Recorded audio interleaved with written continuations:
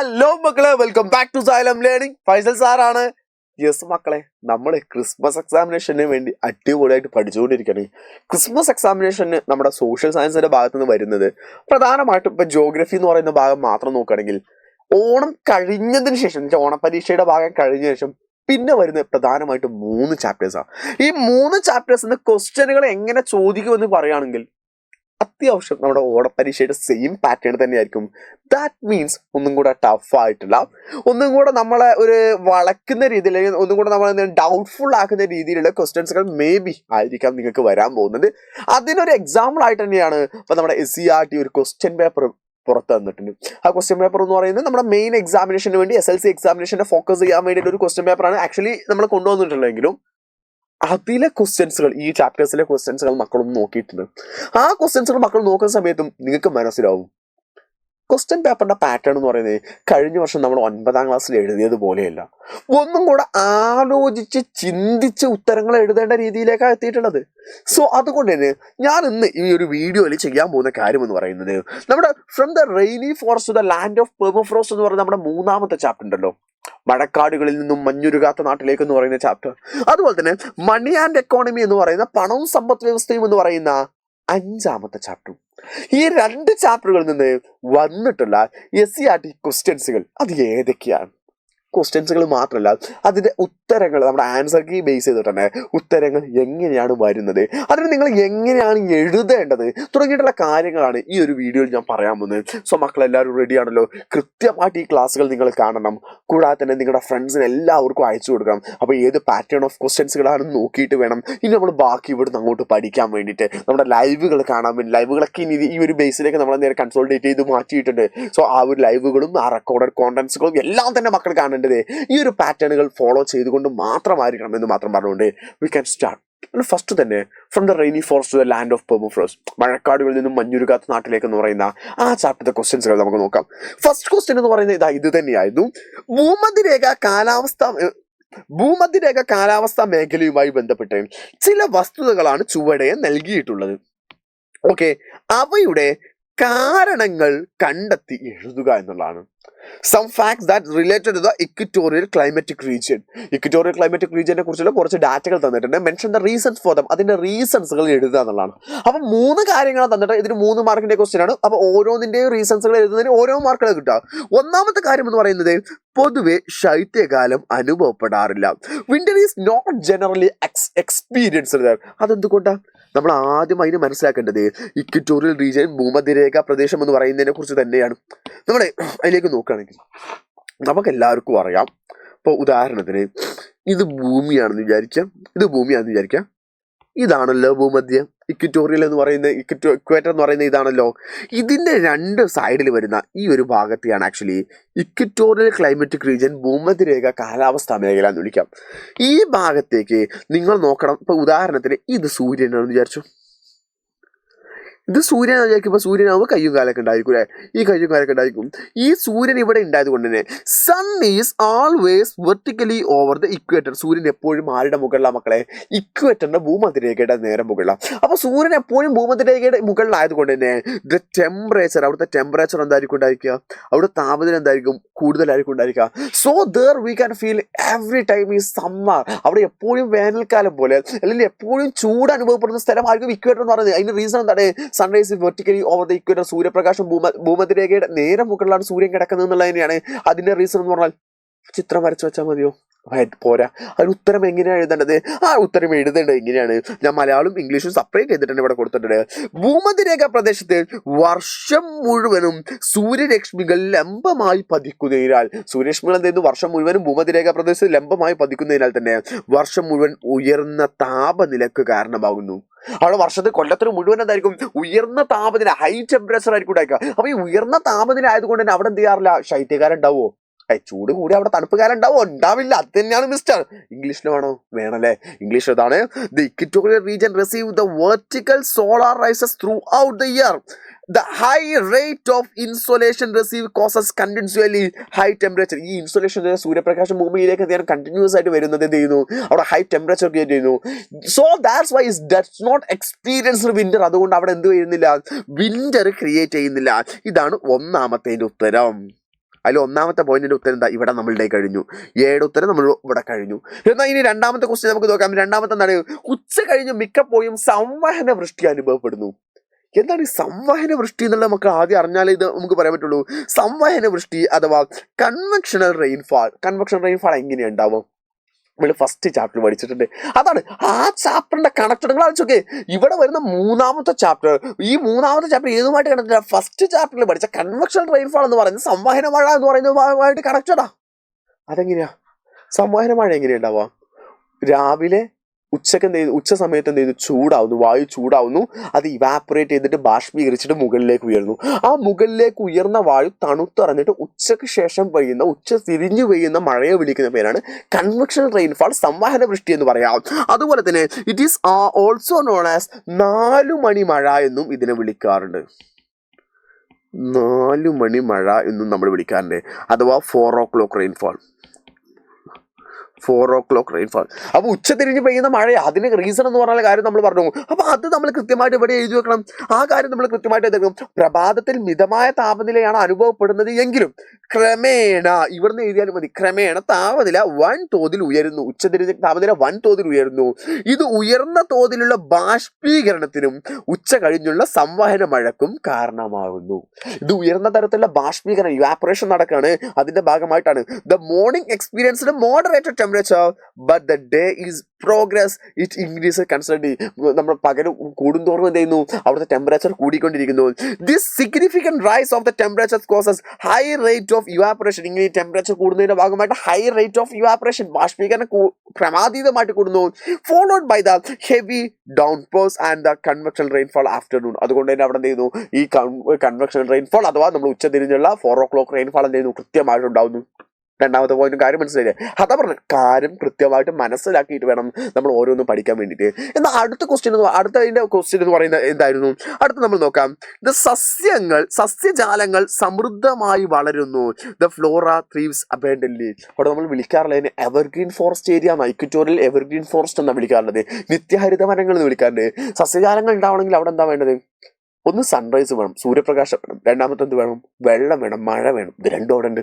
അതന്നെയാ കാര്യം എന്ന് പറയുന്നത്. അല്ലാതെ വേറെ പ്രത്യേകിച്ച് കാര്യങ്ങളൊന്നുമില്ല. ഉയർന്ന താപനില, സൂര്യപ്രകാശം ധാരാളമായിട്ടുണ്ട്. ശക്തമായ മഴയും സസ്യജാലങ്ങളുടെ സമൃദ്ധമായ വളർച്ച ഉണ്ടാക്കുന്നു. നല്ല ടെമ്പറേച്ചർ, നല്ല താപനിലയുണ്ട്. അതുപോലെ തന്നെ നല്ല എന്ത് ചെയ്യുന്നുണ്ട്? മഴയും കിട്ടുന്നുണ്ട്. ഇതില്ല high temperature and abandon rainfall. ആ 2 റീസണുകൾ കാരണമായിട്ടാണ് അവിടെ എന്തുണ്ടാകുന്നത്? കൃത്യമായിട്ട് മഴ ഉണ്ടാകുന്നത്. സോ ഇങ്ങനെ കൃത്യമായിട്ട് പോയിന്റുകൾ മനസ്സിലാക്കിയിട്ട് വേണം എൻ്റെ മക്കൾ പഠിക്കാൻ വേണ്ടിയിട്ട്. സോ ഒന്നാമത്തെ ക്വസ്റ്റ്യൻ കാര്യം മനസ്സിലായോ? കാര്യം മനസ്സിലാക്കി പഠിക്കാൻ വേണ്ടി സ്ലോവിൽ എഴുതിട്ട് ഓരോന്നിന്റെ ഉത്തരം പറയുന്നത്. എന്നാൽ അടുത്ത ക്വസ്റ്റ്യൻ നമുക്ക് നോക്കാം. അടുത്ത ക്വസ്റ്റ്യൻ എന്താണ്? അടുത്ത ക്വസ്റ്റ്യനും അത്യാവശ്യം ഡീറ്റെയിൽ ചെയ്തിട്ട് ഉത്തരം എഴുതേണ്ട ഒരു ക്വസ്റ്റ്യൻ തന്നെയായിരുന്നു. 4 മാർക്കിന്റെ ക്വസ്റ്റ്യൻ ആണെന്ന് എൻ്റെ ഓർമ്മയിൽ. ഭൂമധ്യരേഖ കാലാവസ്ഥ മേഖല, ടെൻഡ്ര മേഖല എന്നിവയുടെ ചുവടെ നൽകിയിരിക്കുന്ന സൂചകങ്ങളുടെ അടിസ്ഥാനത്തിൽ താരതമ്യപ്പെടുത്തുക. അപ്പൊ നമ്മൾ ആ ചാപ്റ്റർ, മൂന്നാമത്തെ ചാപ്റ്ററിൽ ആകെ പറയുന്നത് ഒന്ന് ഇക്വറ്റോറിയൽ ക്ലൈമാറ്റിക് റീജിയനും രണ്ടാമത്തെ ടെൻഡ്ര റീജിയനുമാണ്. ഈ രണ്ടെണ്ണത്തിനെയും താഴെ തന്നിട്ടുള്ള ഹിന്റുകളുടെ ബേസ് ചെയ്തിട്ടാണ് എഴുതാൻ വേണ്ടിയിട്ടാണ്. അതിൽ ഒന്നാമത്തെ കാലാവസ്ഥ, ക്ലൈമറ്റ് പറയുന്നുണ്ട്. രണ്ടാമത്തെ നൈസർഗിക സസ്യജാലം, നാച്ചുറൽ വെജിറ്റേഷൻ പറയുന്നുണ്ട്. മൂന്നാമത്തെ കൃഷി, അഗ്രികൾച്ചർ പറയുന്നുണ്ട്. അപ്പൊ ഈ 3 കാര്യങ്ങൾ താരതമ്യം പറഞ്ഞാൽ 3 നമ്മൾ പറഞ്ഞാൽ മതി. നമ്മൾ ഡീറ്റെയിൽ ചെയ്തിട്ട് നമ്മൾ പറഞ്ഞിട്ടുണ്ടായിരുന്നു. അല്ല, നമ്മൾ ആദ്യം ഈ 3 ഡീറ്റെയിൽ പറയാം, എന്നിട്ട് ബാക്കിയുള്ളതും കൂടി ഞാൻ കൂടെ തന്നെ പറഞ്ഞുതരാം. നമ്മളിതാ നോക്കുന്നു, മലയാളം ഇംഗ്ലീഷും കൂടെ ഒരുമിച്ചിട്ടാണ് ഞാൻ സ്ലൈഡ് കൊടുത്തിട്ടുള്ളത്. കാലാവസ്ഥ നോക്കുകയാണെങ്കിൽ ഇക്വറ്റോറിയൽ ഏരിയ, ഇത് ഭൂമധ്യരേഖ പ്രദേശം കേട്ടോ, ഇക്വറ്റോറിയൽ ക്ലൈമാറ്റിക് റീജിയൻ ആണ്. കാലാവസ്ഥ നോക്കുകയാണെങ്കിൽ വർഷം മുഴുവനും ഉയർന്ന താപനില, കനത്ത മഴ ഉണ്ടായിരിക്കും. ഹൈ ടെമ്പറേച്ചർ, ഹെവി റെയിൻഫാൾ ഉണ്ടായിരിക്കും. അതേസമയം നമ്മൾ ടെൻഡ്ര റീജിയൻ്റെ ആണെങ്കിലോ, അഥവാ തുന്ദ്ര പ്രദേശത്തിന്റെ ടെൻഡ്ര റീജിയൻ്റെ ആണെങ്കിലോ വർഷം മുഴുവനും അത്യന്തം തണുപ്പായിരിക്കും ഉണ്ടാകും. ഭയങ്കരമായ തണുപ്പുള്ള കോൾഡ് വെതർ എപ്പോഴും നല്ല തണുപ്പുള്ള സ്ഥലമാണ് നമ്മൾ എന്ത് ചെയ്തു? ടെൻഡ്ര റീജിയൻ എന്ന് പറയുന്നത്. അങ്ങനെയാണെങ്കിൽ നമ്മൾ രണ്ടാമത്തെ പോയിന്റിലേക്ക് പോകുന്നു. അവിടുത്തെ നാച്ചുറൽ വെജിറ്റേഷൻ, നൈസർഗിക സസ്യജാലം എങ്ങനെയാ? നാച്ചുറൽ വെജിറ്റേഷന്റെ അവസ്ഥ നമ്മൾ നോക്കാം. ഇവിടെ നിത്യഹരിത മഴക്കാടുകൾ, എവർഗ്രീൻ റെയിൻ ഫോറസ്റ്റുകൾ കാണുന്ന സ്ഥലമാണ് ഈ ഭാഗം എന്ന് പറയുന്നത്. ഇവിടെ ആണെങ്കിലോ നൈസർഗിക സസ്യജാലങ്ങൾ, വൃക്ഷങ്ങൾ പൊതുവെ കാണാറില്ല. Trees are generally absent. മരങ്ങളൊക്കെ കുറവാണ്. കാരണം എന്തെല്ലാം? മഴ കമ്പാരിറ്റീവ്ലി കുറവാണ്. അവിടെ കാണുന്ന മരങ്ങൾ എന്ന് പറയുന്നതിൻ്റെ ഏതാ? പായൽ, ലൈക്കൺ, മോസസ്, കുറ്റിച്ചെടികൾ തുടങ്ങിയിട്ടുള്ളവയാണ്. മോസസ്, ലിച്ചൻസ്, ഷെർബ്സ് തുടങ്ങിയിട്ടുള്ള പ്രധാനപ്പെട്ട കുറ്റിച്ചെടികൾ തുടങ്ങിയിട്ടുള്ള സാധനങ്ങളാണ് പ്രധാനമായിട്ടും അവിടെ കാണാറുള്ളത്. എന്നാൽ അടുത്തയിലേക്ക് നമ്മൾ നോക്കുന്നു, അടുത്താണ് അവിടുത്തെ കൃഷി. അഗ്രികൾച്ചറിലേക്ക് നോക്കുകയാണെങ്കിൽ ഇക്വറ്റോറിയൽ ഏരിയ ഭൂമധ്യരേഖ പ്രദേശത്തിൽ എന്താണ് അവിടെ തോട്ടയുടെ കൃഷി ധാരാളമായിട്ടുണ്ടായിരിക്കും. Plantation farming ധാരാളമായിട്ടുണ്ട്. കൂടാതെ തന്നെ സ്ഥാനമാറ്റ കൃഷി, ഷിഫ്റ്റിംഗ് കൾട്ടിവേഷൻ ഇവിടെ സാധാരണമാണ്. അത് ഷിഫ്റ്റിംഗ് കൾട്ടിവേഷൻ നമ്മൾ മറ്റൊരു പേര് കൂടെ വിളിച്ചിരുന്നു. എന്തായിരുന്നു നമ്മൾ പേര് വിളിച്ചിരുന്നത്? സ്ഥാനമാറ്റ കൃഷി എന്നൊക്കെ നമ്മൾ എന്ത് ചെയ്ത് പേര് വിളിച്ചിരുന്നു. Shifting cultivation is the characteristics. അവിടെ പ്രധാനപ്പെട്ട പ്രത്യേകതയാണ് ഷിഫ്റ്റിംഗ് കൾട്ടിവേഷൻ. അതിൽ സ്ലാഷ് ബേൺ മെത്തേഡ് ഒന്നും വിളിക്കാറുണ്ട് കേട്ടോ. വെട്ടിച്ചുട്ടു കൃഷി നമ്മൾ സ്ലാഷ് ബേൺ മെത്തേഡ് ഒന്നും വിളിക്കാറുണ്ട്. ചിലയിടങ്ങളിൽ കുറഞ്ഞ കാലയളവിൽ ധാന്യങ്ങളും കൃഷി ചെയ്യാറുണ്ട്. Some places are cereals also cultivated. ധാന്യങ്ങളും എന്ത് ചെയ്യാറുണ്ട്? കൃഷി ചെയ്യാറുണ്ട് ഇക്വറ്റോറിയൽ ഏരിയ. അതേസമയം നമ്മൾ ഇവിടേക്ക് നോക്കുകയാണെങ്കിൽ ഇവിടെ എന്ത് ചെയ്യുന്നു? കൃഷി വളരെ കുറവാണ്. Agriculture is generally very limited. അപ്പോൾ ഈ കമ്പാരിസൺ ഇതുപോലെ എഴുതി വെച്ചാൽ മതി. 2 ടേബിൾ ആക്കിയിട്ട് മാറ്റുക. ഒരു ഭാഗത്ത് എന്ത് ചെയ്യുന്നു? ഒരു ഭാഗത്ത് നമ്മളെ ഇക്വറ്റോറിയൽ ഏരിയ ഭൂമധ്യരേഖ പ്രദേശം, മറ്റൊരു ഭാഗത്ത് ഏത് എഴുതുക? ടണ്ട്ര റീജിയൻ എഴുതുക. അപ്പോൾ തമ്മിലുള്ള മാറ്റം എന്താണെന്ന് മാത്രം സബ് ഹെഡിങ് എഴുതുക, സബ് ഹെഡിങ് എഴുതുക, ഡീറ്റെയിൽ എഴുതുക, സബ് ഹെഡിങ് എഴുതുക, ഡീറ്റെയിൽ എഴുതുക. അങ്ങനെ എഴുതുമ്പോൾ നിങ്ങൾക്ക് എന്തില്ല? തെറ്റൂല, കൺഫ്യൂഷൻ വരില്ല. നിങ്ങൾക്ക് അടിപൊളിയായിട്ട് എഴുതാൻ പറ്റും. ഇത് മാത്രമല്ല ടീച്ചേഴ്സിന് വാല്യൂ ചെയ്യാൻ ഭയങ്കര സിമ്പിൾ ആയിരിക്കും. സോ അതുകൊണ്ട് മാർക്ക് കിട്ടാനുള്ള ചാൻസസ് എന്താണ്? ഭയങ്കരമായി കൂടുതലായിരിക്കും ഉണ്ടായിരിക്കുക. ഇത് മാത്രമല്ല നമ്മുടെ ടെക്സ്റ്റ് ബുക്ക് ഞാൻ നിങ്ങൾക്ക് പറഞ്ഞു തന്നായിരുന്നു. ഞാൻ ഇത് ഏറ്റവും ഷോർട്ടാക്കിയിട്ട് എന്ത് ചെയ്യാണ്? ഓരോന്നിൻ്റെയും ഡീറ്റെയിലും മറക്കാതിരിക്കാൻ വേണ്ടി തന്നായിരുന്നു. ഇതും കൂടെ തന്നെ പഠിച്ചേക്കാം. അപ്പോൾ ഇക്വറ്റോറിയൽ ഏരിയയുടെയും ടണ്ട്ര റീജിയൻ്റെയും മലയാളം ഇംഗ്ലീഷും ഞാൻ ഇവിടെ വേറെ തന്നെ കൊടുത്തിട്ടുണ്ട്. നിങ്ങൾ നോക്കുക. അപ്പോൾ അതിൻ്റെ ലൊക്കേഷൻ കൃത്യമായിട്ട് പഠിക്കണം, ടെമ്പറേച്ചർ പഠിക്കണം, റെയിൻഫാൾ വേണം, സീസൺ വേണം, സൺലൈറ്റ്, ഹ്യൂമിഡിറ്റി, വിൻഡ് കാര്യങ്ങളും കൃത്യമായിട്ട് പഠിക്കാം. ഞാൻ പറയുന്നില്ല, ജസ്റ്റ് നമ്മൾ എന്താണ് നമ്മുടെ ലൈവുകൾ പറഞ്ഞിട്ടുണ്ട്, ഷോർട്ട് വീഡിയോസും ചെയ്തിട്ടുണ്ട്. അത് കണ്ടാൽ മതി. ഈ chapter from the land of rainy forest to the land of permafrost എന്ന് പറയുന്ന ചാപ്റ്റർ ഉണ്ടല്ലോ, അതിൻ്റെ ഒരു വീഡിയോ ഞാൻ സെപ്പറേറ്റ് ചെയ്തിട്ടുണ്ട്. ആ വീഡിയോ കണ്ടാൽ ഈ കാര്യം കൃത്യമായിട്ട് നിങ്ങൾക്ക് ചെയ്യും അവിടെ മനസ്സിലാവും. സോ അതുകൊണ്ട് ഈ കമ്പാരിസൺ വരില്ല എന്നുള്ള ഇപ്പോൾ കാര്യം മനസ്സിലായില്ലേ? വരും. അതുകൊണ്ട് കൃത്യമായിട്ട് എന്ത് ചെയ്യണം? എൻ്റെ മക്കൾ നിർബന്ധമായിട്ടും പഠിച്ചിട്ട് വേണം ആ ഒരു ഭാഗത്തേക്ക് പോകാൻ വേണ്ടിയിട്ട്. എന്നാൽ അടുത്ത ക്വസ്റ്റ്യനിലേക്ക് നമ്മൾ പോകുന്നു. അടുത്ത ക്വസ്റ്റ്യൻ എന്ന് പറയുന്നത് ഈ ചാപ്റ്റർ അവിടെ കഴിഞ്ഞു. അടുത്ത ചാപ്റ്റർ ആയിട്ടില്ല, മണി ആൻഡ് എക്കോണമി എന്ന് പറയുന്ന പണവും സമ്പദ് വ്യവസ്ഥയും എന്ന് പറയുന്ന ചാപ്റ്ററാണ്. അതിലെ ക്വസ്റ്റ്യനിലേക്ക് നമ്മൾ പോകുകയാണെങ്കിൽ ഇവിടുത്തെ ചോദ്യം ഏതാണ്? ഇതാണ് നമ്മുടെ ചോദ്യം എന്ന് പറയുന്നത്. നിക്ഷേപങ്ങളും വായ്പ നൽകലും വാണിജ്യ ബാങ്കുകളുടെ പ്രവർത്തനത്തെ സ്വാധീനിക്കുന്നത് എങ്ങനെയെന്ന് വിശദീകരിക്കുക. നമുക്കറിയാം നമ്മുടെ കൊമേഴ്ഷ്യൽ ബാങ്കുകളുടെ അഥവാ നമ്മൾ explain how deposit and the lending loans influence the operator of the commercial bank. നമ്മുടെ കൊമേഴ്ഷ്യൽ ബാങ്കിന്റെ ഫംഗ്ഷൻ എന്താണ്, വാണിജ്യ ബാങ്കിന്റെ ധർമ്മങ്ങൾ എന്താണ് ചോദിക്കുന്ന സമയത്ത് നമ്മൾ ആകെ 2 ധർമ്മങ്ങളാണ് പറയാറുള്ളത്. ഒന്ന് നിക്ഷേപങ്ങൾ സ്വീകരിക്കുക, രണ്ടാമത്തെ ലെൻഡിങ് ലോൺ വായ്പ നൽകുക എന്ന് പറഞ്ഞാൽ 2 ഫംഗ്ഷൻസുകളാണ് ആക്ച്വലി വരുന്നത് അല്ലേ? 2 ഫംഗ്ഷൻസുകളാണ് ആക്ച്വലി വരുന്നത്. ഇത് എങ്ങനെയാണ് ബാധിക്കുക എന്ന് പറഞ്ഞ സമയത്ത് ഇറ്റ്സ് എ പ്രാക്ടിക്കൽ ക്വസ്റ്റ്യനാണ്. ഇതൊക്കെ നമ്മളോട് പറഞ്ഞു, നമുക്ക് പറയുന്ന എന്നിട്ട് എന്ത് ചെയ്യുന്നുണ്ട്? നമുക്ക് ഇതിന്റെ ഓരോന്നിന്റെയും ഡീറ്റെയിലുകളൊക്കെ നമുക്ക് പറഞ്ഞിട്ടുണ്ട്. പക്ഷെ ഇവ തമ്മിലുള്ള ഒരു കമ്പാരിസൺ അല്ലെങ്കിൽ അവ തമ്മിൽ എങ്ങനെയാണ് മിക്സേഷൻ ചെയ്യുന്നത് നമ്മളോട് ചോദിക്കുന്നത്. സിമ്പിൾ അല്ലേ? ആലോചിച്ചോക്കെ. ഒരാൾ പണം ഡെപ്പോസിറ്റ് ചെയ്യുന്നു. ആ പണം ഡെപ്പോസിറ്റ് ചെയ്തതിന്റെ ഒരു ഭാഗമാണ് ലെൻഡിങ് ലോൺ വായ്പയായിട്ട് നൽകുക. ഒന്നാമത്തെ പോയിന്റ് ചെയ്ത് വെക്കാം. അതുപോലെ തന്നെ നിക്ഷേപത്തിന്റെ ഇൻട്രസ്റ്റ് റേറ്റ് കുറവായിരിക്കും ഏതിനേക്കാളും? Lending loan വായ്പയേക്കാളും. വായ്പയുടെ ഇൻട്രസ്റ്റ് റേറ്റ് പലിശ ആയിരിക്കും കൂടുതൽ ഉണ്ടായിരിക്കുക, നിക്ഷേപത്തിന്റെ പലിശ റേറ്റ് എന്തായിരിക്കും? കുറവായിരിക്കും. അതിനിടയിൽ ആ വേരിയേഷൻ ആണ് അവരുടെ ലാഭം എന്ന് പറയുന്നത്. അതന്നെയാ പോയിന്റുകൾ നമ്മൾ കൃത്യമായിട്ട് പഠിപ്പിച്ചിട്ടുള്ള പോയിന്റുകളാണ്. പക്ഷെ അത് നമ്മൾ പരീക്ഷയ്ക്ക് എഴുതേണ്ട എങ്ങനെയാ? അതാണ് നമുക്ക് ഇവിടെ തന്നിട്ടുള്ളത്. കൃത്യമായിട്ട് നോക്കാം. ബാങ്കുകൾ തങ്ങൾക്ക് ലഭിച്ച നിക്ഷേപത്തിന്റെ ഒരു ഭാഗം കരുതൽ ധനമായി ബാങ്കിൽ എന്ത് ചെയ്യണം? സേഫ് ആയിട്ട് സൂക്ഷിക്കേണ്ടതുണ്ട്. കരുതൽ ധനമായി സൂക്ഷിക്കുകയും ബാക്കി സംരംഭകർക്ക് വായ്പയായി നൽകുകയും ചെയ്യുന്നു. ബാങ്കിൽ കൊടുത്ത നിക്ഷേപത്തിന്റെ ഒരു ഭാഗം എന്ത് ചെയ്യുന്നു? അവിടെ കസ്റ്റോഡിയനായിട്ട് സൂക്ഷിക്കുന്നു, ബാക്കി എന്ത് ചെയ്യുന്നു? വായ്പയായിട്ട് നൽകുന്നു. ഇടപാടുകാർക്ക് നൽകുന്ന വിവിധ വായ്പകൾക്ക് വാണിജ്യ ബാങ്കുകൾ പലിശ ഈടാക്കാറുണ്ട്. ഓരോ കൊടുക്കുന്നതിന് എന്തുണ്ട്? പലിശ ഈടാക്കാറുണ്ട്. നിക്ഷേപർ നൽകുന്ന പലിശ നിരക്കിനേക്കാൾ കൂടിയ നിരക്കിലുള്ള പലിശയായിരിക്കും വായ്പ എടുക്കുന്നവരിൽ നിന്നും ഈടാക്കുക. ഞാൻ നിക്ഷേപിച്ചു, എനിക്ക് തരുന്ന പലിശയേക്കാളും കൂടുതലായിരിക്കും വായ്പ വേറെ ഒരാൾ വാങ്ങണമെങ്കിൽ അയാൾക്ക് ഉണ്ടായിരിക്കുക. കാരണം എന്നാൽ മാത്രമേ ബാങ്കിന് എന്തുള്ളൂ? ലാഭമുള്ളൂ. ഇംഗ്ലീഷിലല്ലേ ഇതൊക്കെ ഉണ്ട് കേട്ടോ. Banks keep the portion of the deposit receive as the reserves and the lent rest of entrepreneurs. ഒരു ബാങ്കിൽ എന്ത് ചെയ്യുന്നു? ആ നിക്ഷേപിച്ച് ഡെപ്പോസിറ്റ് ചെയ്തതിന്റെ ഒരു എമൗണ്ട് എന്ത് റിസർവ് ആയിട്ട് എടുത്തു വെക്കുന്നു, ബാക്കി ലോൺ ആയിട്ട് കൊടുക്കുന്നു. Commercial bank charges interest on the various loan they are provided to the കസ്റ്റമേഴ്സിന് കൊടുക്കുന്ന ലോണുകൾക്കെല്ലാം എന്ത് ചെയ്യുന്നുണ്ട്?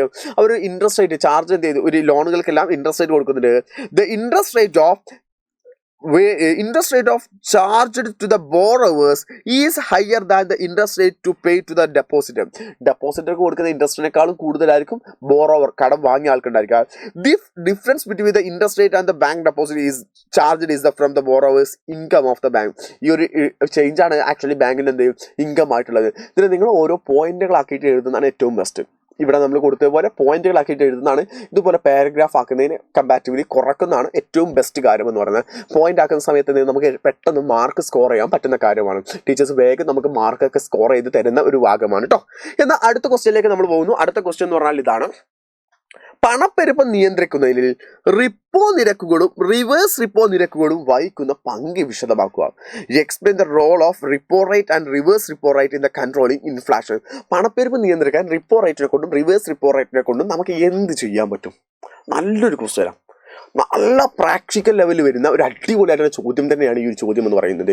നമുക്ക് അതിന് ആദ്യം നമ്മൾ പഠിക്കണം എന്താണ് റിപ്പോ റേറ്റും എന്താണ് റിവേഴ്സ് റിപ്പോ റേറ്റും എന്ന് പഠിക്കണം. നമ്മുടെ ടെക്സ്റ്റിലാണെങ്കിലോ ജസ്റ്റ് ഒരു ബോക്സിനുള്ളിൽ കുഞ്ഞിതായിട്ടാണ് കൊടുത്തിട്ടുള്ളൂ. അതിൻ്റെ ഡീറ്റെയിൽ ശരിക്കും ഞാൻ ആപ്പിലുള്ള മക്കൾക്ക് ഒരു ദിവസം വെച്ചിട്ട് ഫുൾ കണ്ടിന്യൂസ് ആയിട്ട് സാഷൻ എന്ത് ചെയ്തതോ അവിടെ പറഞ്ഞിട്ടുണ്ടായിരുന്നു. സോ അതിനെ വെച്ചിട്ട് തന്നെ നമ്മൾ ഇവിടെ നോക്കുന്ന സമയത്ത് പണപ്പെരുപ്പം നിയന്ത്രിതമായി വർദ്ധിക്കുമ്പോൾ റിവേഴ്സ് റിപ്പോ നിരക്കുകളിൽ RBI വർധനവ് വരുത്തുന്നു. പണപ്പെരുപ്പം എന്ന് വെച്ചാൽ ഇൻഫ്ലേഷൻ, ജനങ്ങളുടെ കയ്യിൽ പണത്തിന്റെ അളവ് കൂടുക. അപ്പം എന്ത് ചെയ്യും? RBI റിവേഴ്സ് റിപ്പോ റേറ്റും എന്തെങ്കിലും കൂട്ടുന്നു. RBI നിരക്കുകൾ മാറ്റുമ്പോൾ വാണിജ്യ ബാങ്കുകളും ഈ നിരക്കുകളിൽ മാറ്റങ്ങൾ വരുത്തുന്നു. RBI മാറ്റങ്ങൾ വരുത്താൻ ഓട്ടോമാറ്റിക്കലി കൊമേഴ്ഷ്യൽ ബാങ്ക് വാണിജ്യ ബാങ്കിലും ഈ നിരക്കുകളിൽ മാറ്റം വരുത്തേണ്ടി വരും. ഈ നിരക്കുകൾ കൂടുമ്പോൾ വാണിജ്യ ബാങ്കുകൾക്ക് വായ്പകൾക്ക് ലഭ്യമായ പണത്തിന്റെ അളവ് കുറയുന്നു. കാരണം റിവേഴ്സ് റിപ്പോ നിരക്ക് കൂടുതലാകുമ്പോൾ വാണിജ്യ ബാങ്കുകൾ റിസർവ് ബാങ്കിൽ നിക്ഷേപിക്കുന്ന പണത്തിന്റെ അളവ് കൂടുതലായിരിക്കും. റിവേഴ്സ് റിപ്പോ എന്ന് പറഞ്ഞാൽ എന്താ വെച്ചാൽ, ഇപ്പോൾ ഉദാഹരണത്തിന് ബാങ്ക്, ഇപ്പോൾ ഒരു ഉദാഹരണത്തിന് ഞാൻ ഇപ്പോൾ ബാങ്കിൽ കൊണ്ടുപോയിട്ട് പൈസ വെച്ചു വിചാരിക്കാം. ഞാൻ ബാങ്കിൽ കൊണ്ടുപോയിട്ട് പൈസ വെച്ചാൽ, ഇപ്പോൾ ഉദാഹരണത്തിന് ഞാനൊരു 10 ലക്ഷം രൂപ ബാങ്കിൽ കൊടുത്താൽ ആ 10 ലക്ഷം രൂപയും അതുപോലെ ബാങ്കിന് ലോണായിട്ട് കൊടുക്കാൻ പറ്റില്ല. പകരം ആ 10 ലക്ഷത്തിൽ 1 ലക്ഷം രൂപ ഞാൻ എന്ത് ചെയ്യണം?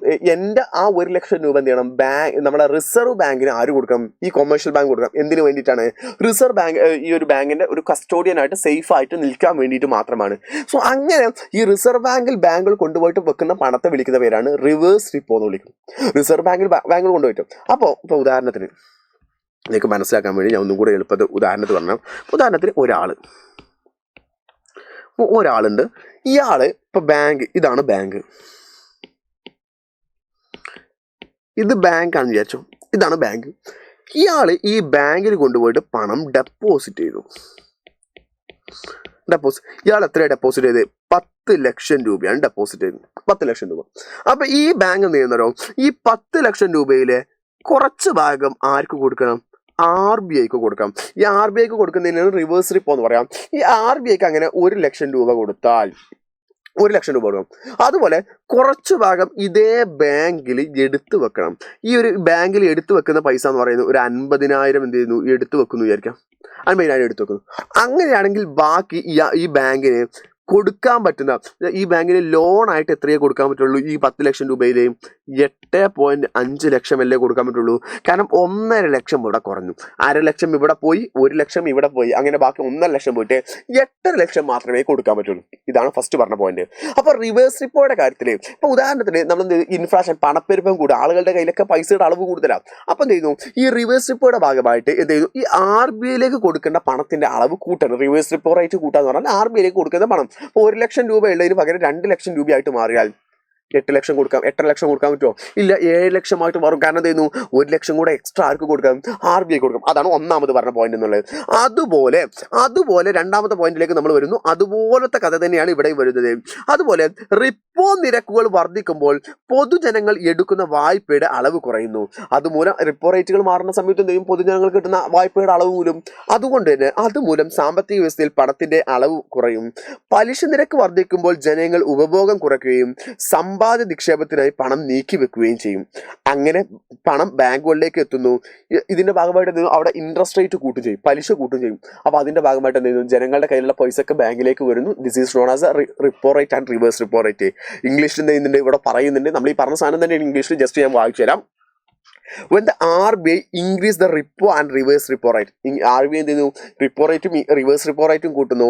The commercial bank also changed these rates. Commercial bank എന്ത് ചെയ്യണം, ഈ റേറ്റുകൾ ചേഞ്ച് ചെയ്യേണ്ടി വരും.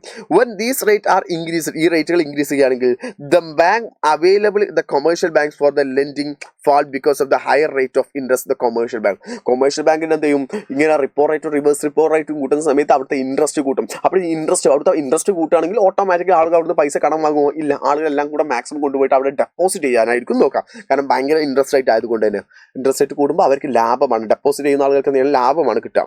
അപ്പം commercial bank will be take the less loans from the RBI to deposit more than the RBI. In the same way, the loan taken by the public will be also less. ജനങ്ങൾ എടുക്കുന്ന പൈസയുടെ അളവും കൂടും. So the money available in the economy also would be less. Available ആയിട്ടുള്ള എക്കോണമിയിലുള്ള മണിയുടെ അളവ് എന്ത് ചെയ്യും, കുറവായിരിക്കും ഉണ്ടായിരിക്കാം. The interest rate will be high. The people will be prefer to saving. ജനങ്ങളുടെ എന്ത് ചെയ്യും, ഇൻട്രസ്റ്റ് റേറ്റ് കൂടുകയാണെങ്കിൽ സേവിംഗ് ഹാബിറ്റ് ആയിരിക്കും ജനങ്ങൾ കൂടുക. അത് സ്പെൻഡിങ് എന്ത് ചെയ്യും, കമ്പാരിറ്റീവ്ലി കുറക്കും. അതോടുകൂടെ ഇൻഫ്ലേഷൻ പണപ്പെരുപ്പം എന്ത് ചെയ്യും, കുറക്കുന്നു. ഇത് ഫുൾ ഡീറ്റെയിൽ ചെയ്ത വീഡിയോ വേണമെങ്കിൽ നമുക്ക് വേറെ ചെയ്യാം, സെപ്പറേറ്റ് ചെയ്ത് ചെയ്യാം. റിപ്പോ റേറ്റും റിവേഴ്സ് റിപ്പോ റേറ്റും മാത്രമായിട്ട് നമുക്ക് വീഡിയോ ചെയ്യാം. ക്വസ്റ്റ്യൻ ആൻസർ ചെയ്തുന്ന രീതിയാണ്. സോ ഇതാണ് കൃത്യമായിട്ട് മനസ്സിലാക്കേണ്ട. ഈ രീതിയിലൊക്കെ ക്വസ്റ്റ്യൻസുകൾ ഉണ്ടായിരിക്കുക. എന്നാൽ അടുത്ത ചോദ്യം എന്ന് പറഞ്ഞാൽ ഇതാണ് അടുത്തൊരു ചോദ്യം എന്ന് പറയുന്നത്. ചോദ്യം ഇതാണ്: പണത്തിന്റെ ചാക്രിക പ്രവേഗം സാമ്പത്തിക വളർച്ചയെ സ്വാധീനിക്കുന്നത് എങ്ങനെ? Explain the cyclical velocity of the money affect the economic growth. Cyclical velocity എന്ന് പറഞ്ഞാൽ ചാക്രിക പ്രവേഗം എന്ന് പറയുന്നത് എന്താ? ഒരു പണം എത്ര പ്രാവശ്യം എന്ത് ചെയ്യുന്നുണ്ട്, കൈമാറി പോകുന്നുണ്ട്. അതിനാണ് സൈക്ലിക്കൽ വെലോസിറ്റി അഥവാ ചാക്രിക പ്രവേഗം എന്ന് പറയുക. അത് എങ്ങനെ എക്കണോമിക് ഗ്രോത്തിനെ ബാധിക്കുക എന്ന് പറയുകയാണെങ്കിൽ, പണത്തിന്റെ ചാക്രിക പ്രവേഗം കൂടുന്നതെയും സാമ്പത്തിക വളർച്ച ത്വരിതപ്പെടുത്തുന്നതിനെയും പണത്തിന്റെ ചാക്രിക പ്രവേഗം കുറയുന്നതിന് സാമ്പത്തിക വളർച്ച മന്ദീഭവിക്കുകയും കാരണമാകും. എന്ന് വെച്ചാൽ പണം മാക്സിമം കൈമാറില്ല, ആളുകളുടെ എല്ലാവരുടെയും കയ്യിൽ പൈസ ഉണ്ടാവുക. അപ്പം എൻ്റെ കയ്യിൽ മാത്രമേ പൈസ ഉള്ളൂ, ബാക്കിയുള്ള ആളുകളുടെ കയ്യിൽ പൈസ അല്ലെങ്കിൽ എനിക്ക് മാത്രമേ പണം എന്ത് ചെയ്യാൻ പറ്റുള്ളൂ, ഒരാളിലേക്ക് കൊടുത്തിട്ട് സാധനം വാങ്ങാൻ പറ്റുള്ളൂ. പക്ഷേ എല്ലാവരുടെ കയ്യിലും പണം വരുന്ന സമയത്താണ് എന്ത് ചെയ്യുക, ഈ പണം എന്ത് ചെയ്യും, എല്ലാവരും അങ്ങോട്ടും ഇങ്ങോട്ടും വേഗം എന്ത് ചെയ്ത് മാറ്റിക്കൊണ്ടിരിക്കുക. വളർച്ചാ നിരക്ക് കൂടിയ സാമ്പത്തിക വ്യവസ്ഥയിൽ ഉൽപാദകരും ഉപഭോക്താക്കളും കൂടുതൽ പണം ചിലവഴിക്കാൻ സാഹചര്യമുണ്ടാവും, അല്ലേ? നല്ല ഡെവലപ്മെന്റ്, എല്ലാവരുടെ കയ്യിലും പൈസ ഉണ്ട്. അപ്പം എന്ത് ചെയ്യും, സാധനം വാങ്ങുന്നവനും കുറേ സാധനങ്ങൾ എന്ത് ചെയ്യും, പൈസ കൊടുക്കും. അതുപോലെ തന്നെ സാധനം വിൽക്കുന്നവനും എന്ത് ചെയ്യും, കുറേ അയാൾ എന്ത് ചെയ്യും, അടുത്ത ആളിലേക്ക് പൈസ കൊടുക്കും, അയാൾ അടുത്ത ആളിലേക്ക് പൈസ കൊടുക്കും. അങ്ങനെ ഈ ഒരു പണം എന്ത് ചെയ്യും, ഉദാഹരണത്തിന് ഒരു 100 രൂപയുടെ നോട്ടെന്ന് വിചാരിക്കാം. ആ 100 രൂപ ഞാനൊരാൾക്ക് കൊടുക്കുന്നു, അയാൾ മറ്റൊരാൾക്ക് കൊടുക്കുന്നു, അയാൾ മറ്റൊരാൾക്ക് കൊടുക്കും. ഇത് കൊടുക്കണം എന്നുണ്ടെങ്കിൽ ഇപ്പം ഞാനൊരു 100 രൂപ ഒരു പച്ചക്കറി ഷോപ്പിൽ കൊടുക്കുന്നു. അപ്പോൾ എൻ്റെ കയ്യിലുള്ള പണം ഒരു സിംഗിൾ വെലോസിറ്റി നടക്കുകയാണ് അവിടെ, ഒരു ചാക്രിക പ്രവേഗം നടക്കുക. അത് കഴിഞ്ഞിട്ട് അത് അടുത്ത ഒരാൾ അവിടെ കച്ചവടത്തിന് വന്നാൽ മാത്രമേ, വാങ്ങിക്കാൻ വേണ്ടി വന്നാൽ മാത്രമേ അയാൾക്ക് എന്ത് ചെയ്യാൻ പറ്റുള്ളൂ, ആ പച്ചക്കറിക്കാരന് ആ പൈസ കൊടുക്കാൻ പറ്റുള്ളൂ. അയാൾ എന്നുവെച്ചാൽ അപ്പം 100 രൂപ കിട്ടിയ ആളില്ലേ, അയാൾ അടുത്തായി കൊടുക്കണേ അവിടെ അടുത്ത കച്ചവടം നടക്കുക. അപ്പം എന്ത് ചെയ്യണം, ഈ സാധനങ്ങൾ വാങ്ങിക്കാനും വിൽക്കാനും ആളുകളുടെ കയ്യിൽ എന്ത് വേണം, പണം വേണം. പണം ഉണ്ടെങ്കിൽ മാത്രമേ, നമ്മുടെ എക്കോണമി വലുതായാൽ മാത്രമേ, എക്കോണമിയിൽ വളർച്ച ഉണ്ടെങ്കിൽ മാത്രമേ എന്ത് ചെയ്യുള്ളൂ, ഈ ഒരു ചാക്രിക പ്രയോഗം അവിടെ എന്ത് ചെയ്യുള്ളൂ, നടക്കുള്ളൂ കേട്ടോ. ചിലവഴിക്കാൻ സാഹചര്യമുള്ളപ്പോൾ വളർച്ചാ നിരക്ക് കുറഞ്ഞ സാമ്പത്തിക വ്യവസ്ഥയിൽ ഉൽപ്പാദകരും ഉപഭോക്താക്കളും കുറച്ചു പണം മാത്രമേ ചിലവഴിക്കാൻ സാഹചര്യക്കുള്ളൂ. ആളുടെ കയ്യിൽ പൈസ ഇല്ലെങ്കിൽ എന്ത് ചെയ്യും, അവിടെ സ്റ്റെക്കായിട്ട് നിൽക്കും. എപ്പോൾ ഉണ്ടായിരുന്നോ നമ്മൾ ഡിമോൺസ്ട്രേഷൻ ഉണ്ടായിട്ടുണ്ടായിരുന്നില്ലേ, നമ്മുടെ പണം മാറ്റുന്ന സമയം. അപ്പോൾ ആളുകളുടെ കയ്യിലെ ചാക്രിക വളരെ കുറവായിരുന്നു ഉണ്ടായിരുന്നു കേട്ടോ. ഇംഗ്ലീഷിൽ പറയുന്നു, and the increase in the velocity of the circulation of the money indicate and the acceleration in the economic growth. നമ്മുടെ എന്താണ്, എക്കണോമിക് ഗ്രോത്തിന്റെ ഒരു ആക്സിലറേഷൻ ആണ് actually increase in the velocity of the money എന്ന് പറയുന്നത്. While decreasing in the velocity of the circulation of the money indicate the slow shut down. അതാണ് velocity കുറവാണെങ്കിൽ economy വളരെ സ്ലോ ആണെന്ന് പറയാൻ പറ്റും. Economic growth in the economic activities where the growth rate is high, അവിടെ growth rate വളരെ കൂടുതലാണെങ്കിൽ producers and the consumers have more chances spend money. പ്രൊഡ്യൂസേഴ്സിനും കൺസ്യൂമേഴ്സിനും എന്ത് ചെയ്യാൻ പറ്റും, more chance to money spend the money, പണം ചെലവഴിക്കാൻ ഒരുപാട് അവസരങ്ങൾ അവരുടെ മുമ്പിൽ ഉണ്ടായിരിക്കും. While the economies where the growth rate is അവിടെ ഗ്രോത്ത് റേറ്റ് വളരെ കുറവാണെങ്കിൽ producers and the consumers have limited chance to spend money, അവർക്ക് ആ പണം ചെലവഴിക്കാനുള്ള ചാൻസ് എന്തായിരിക്കും, കമ്പാരിറ്റീവ്ലി വളരെ കുറവായിരിക്കും. ഇന്ന് അടുത്ത ചോദ്യത്തിലേക്ക് നമ്മൾ നോക്കുന്നു. അടുത്ത ചോദ്യം ഇതായിരുന്നു: വാണിജ്യ ബാങ്കുകൾ വിവിധ നിക്ഷേപങ്ങൾക്ക് പലിശ നിശ്ചയിക്കുന്നതിലെ വ്യത്യാസം വിശദമാക്കുക.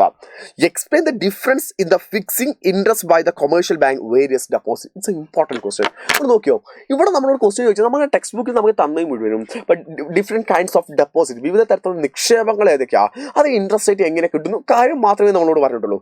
പക്ഷെ എന്തുകൊണ്ടാണ് ആ ഇൻട്രസ്റ്റ് റേറ്റിൽ വേരിയേഷൻ വരുന്നത് എന്നുള്ളത് നമ്മൾ ആ കാര്യം മനസ്സിലാക്കിയിട്ട്, ഇപ്പോൾ ഫോർ എക്സാമ്പിൾ ഫിക്സ്ഡ് ഡെപ്പോസിറ്റ് സ്ഥിര നിക്ഷേപം, അതിന് ഏറ്റവും കൂടുതൽ ഇൻട്രസ്റ്റ് ഉള്ളതാ. അതേസമയം കറണ്ട് ഡെപ്പോസിറ്റ് ഉണ്ട്. കറണ്ട് ഡെപ്പോസിറ്റ് ഇൻട്രസ്റ്റ് റേറ്റ് തീരെ ഇല്ല. അത് എന്തുകൊണ്ടാണെന്നുള്ളത് നമ്മൾ മനസ്സിലാക്കിയിട്ട് വേണം ഇവിടെ ഉത്തരം എഴുതാൻ. അവിടെയാണ് നമ്മുടെ ഹൈലൈറ്റഡ് പോയിന്റ് എന്ന് പറയുന്നത്. അപ്പോൾ ഒന്നും കൂടെ പ്രാക്ടിക്കൽ ബേസ് ചെയ്തിട്ടുള്ള ചോദ്യങ്ങളിലേക്കാണ് വന്നുകൊണ്ടിരിക്കുന്നത്. സോ നന്നായിട്ട് പഠിക്കേണ്ടി വരും കേട്ടോ. അപ്പൊ നമ്മൾ നോക്കുന്നു, ബാങ്ക്, നമ്മൾ ആദ്യം മലയാളം നോക്കാം. സമ്പാദ്യ നിക്ഷേപങ്ങൾക്ക് കുറഞ്ഞ പലിശ നിരക്കാണ് ഉള്ളത് അല്ലെ. നമ്മളെ സേവിംഗ് ഡെപ്പോസിറ്റ് കമ്പാരിറ്റീവ്ലി കുറഞ്ഞ പലിശ നിരക്ക് നമ്മളൊക്കെ ഉപയോഗിക്കുന്ന ഡെപ്പോസിറ്റ്. എന്നാൽ സ്ഥിര നിക്ഷേപങ്ങൾക്ക് ബാങ്കുകൾ സേവിംഗ് നിക്ഷേപത്തിന് നൽകുന്നതിനേക്കാളും കൂടുതൽ പലിശ നൽകും. ഫിക്സഡ് ഡെപ്പോസിറ്റ് സ്ഥിര നിക്ഷേപത്തിന് കൂടുതൽ പലിശ നൽകുന്നു. മുൻകൂട്ടി നിശ്ചയിക്കപ്പെട്ട കാലയളവിന് മുൻപ് ഈ നിക്ഷേപങ്ങൾ പിൻവലിച്ചാൽ, പണം പിൻവലിക്കുകയാണെങ്കിൽ നിക്ഷേപകർക്ക് ലഭിക്കുന്ന പലിശയുടെ നിരക്ക് കുറയും. നമ്മൾ 10 കൊല്ലത്തേക്കാണ് ഫിക്സഡ് ഡെപ്പോസിറ്റ്, അതിന് മുൻപേ, അതിന്റെ മെച്യൂരിറ്റി പീരീഡിന് മുമ്പേ നമ്മൾ പിൻവലിക്കുകയാണെങ്കിൽ അതിന് കിട്ടുന്ന പലിശയുടെ നിരക്ക് കുറയും. നിക്ഷേപങ്ങളുടെ പലിശ മുതലിനൊപ്പമോ നിക്ഷേപകർക്ക് നിശ്ചയിക്കുന്ന വിവിധ കാലയളവിലോ പിൻവലിക്കാവുന്നതാണ്. ആ പലിശ ചെയ്യാൻ പറ്റും, നമുക്ക് അതിന് ഇഷ്ടമുള്ള സമയത്ത് പിൻവലിക്കാം. ആവർത്തി നിക്ഷേപങ്ങൾക്ക് സമ്പാദ്യ നിക്ഷേപത്തെക്കാളും കൂടുതൽ പലിശ ഉണ്ടായിരിക്കും. കറന്റ് നിക്ഷേപങ്ങൾക്ക് പൊതുവെ പലിശ നൽകാറില്ല. ദാറ്റ് മീൻസ് ഇവിടെ നിന്ന് നമ്മൾ മനസ്സിലാക്കേണ്ടത്, ഇംഗ്ലീഷും കൂടെ വായിച്ചിട്ട് അതിന്റെ ഡീറ്റെയിൽ പറയണോ? പറഞ്ഞു തരാം കേട്ടോ. ഇംഗ്ലീഷും കൂടെ വായിച്ചിട്ട് പറഞ്ഞുതരാം. Banks offer low interest rate on the saving deposit.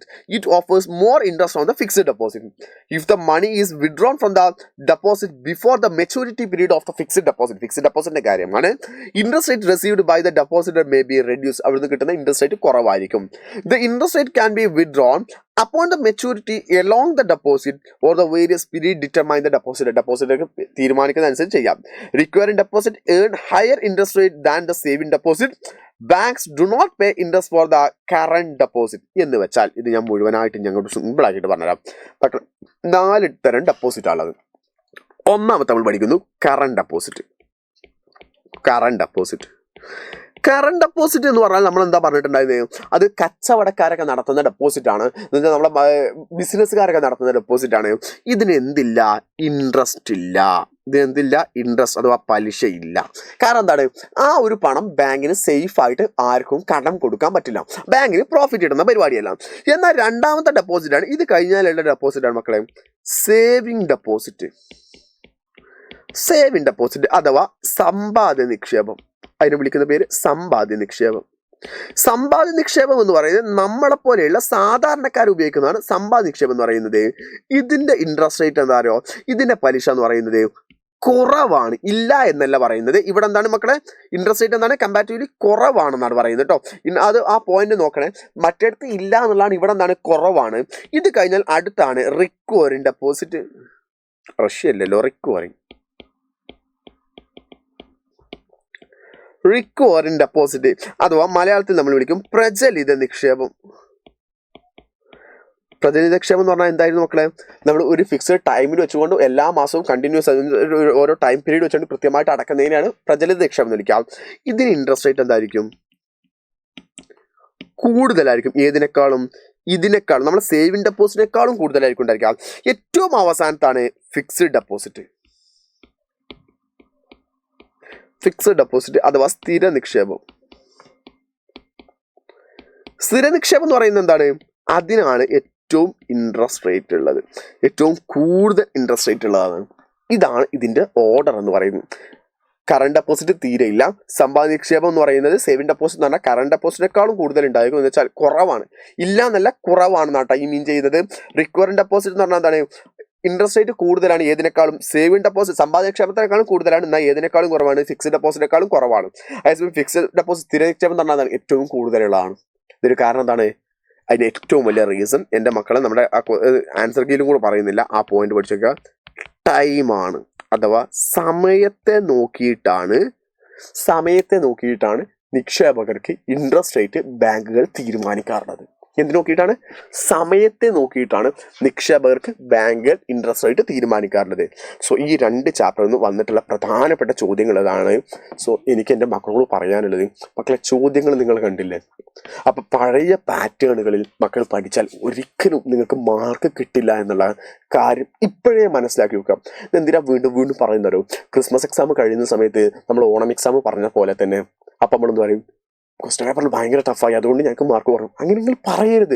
നിങ്ങളോട് ആദ്യമേ പറഞ്ഞു തരാണ്, ഇതേ പാറ്റേൺ ആണ് ക്രിസ്മസ് എക്സാമിന് വരാനുള്ളത്, ഇതേ പാറ്റേൺ ആണ് മോഡൽ എക്സാമിന് വരാനുള്ളത്, ഇതേ പാറ്റേൺ ആണ് SLCക്ക് വരാനുള്ളത്. സോ മക്കളെ, നിങ്ങൾ അറിഞ്ഞു പഠിക്കണം, കോൺസെപ്റ്റ് ക്ലിയർ ആക്കി പഠിക്കണം. പണ്ടത്തെ രീതിയിൽ ബൈ ഹാർട്ട് ചെയ്യുന്ന മെത്തേഡായിട്ട് പഠിച്ചിട്ട് കാര്യമില്ല. കൃത്യമായിട്ട് എന്താണെന്ന് മനസ്സിലാക്കിയിട്ട് പഠിക്കാം. അതിന് വേണ്ടിയിട്ടല്ല ഓരോ വീഡിയോസ് ആയിട്ട് നമ്മുടെ ഈ ചാനൽ നമ്മൾ അപ്ലോഡ് ചെയ്യുന്നതാണ്.